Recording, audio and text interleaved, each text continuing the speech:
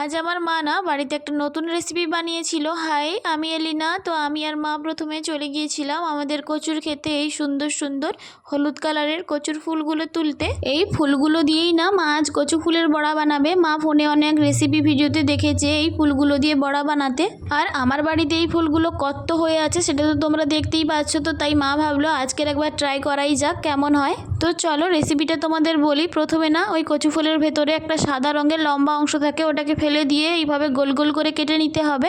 আর তারপর নুন আর হলুদ দিয়ে জলে কিছুক্ষণ সেদ্ধ করতে হবে। তারপর পেঁয়াজ কুচি, লঙ্কার গুঁড়ো, হলুদ গুঁড়ো, মুসুর ডালের বাটা, সেদ্ধ কচু ফুল আর বাইন্ডিংয়ের জন্য কিছুটা বেসন দিয়ে ভালোভাবে মাখিয়ে নিতে হবে। আর হ্যাঁ, পরিমাণ মতো নুনটাও দিতে হবে, আমি যেটা বলতে ভুলে গেছি প্রথমে। তারপর কড়াইতে তেল গরম করে ছোট ছোট বড়ার আকারে দিয়ে উল্টে পাল্টে এভাবে চেপে চেপে লাল লাল করে ভেজে নিলেই রেডি হয়ে যাবে আমাদের কচু ফুলের বড়া। সত্যি বলতে কি, বড়াগুলো যখন গরম ছিল না হালকা হালকা গলা চুলকাচ্ছিল, না হলে খেতে অনেকটা টেস্টি ছিল। চাইলে তোমরা অবশ্যই একবার বাড়িতে বানিয়ে দেখতে পারো। টাটা, রাধে রাধে, সবাই ভালো থেকো।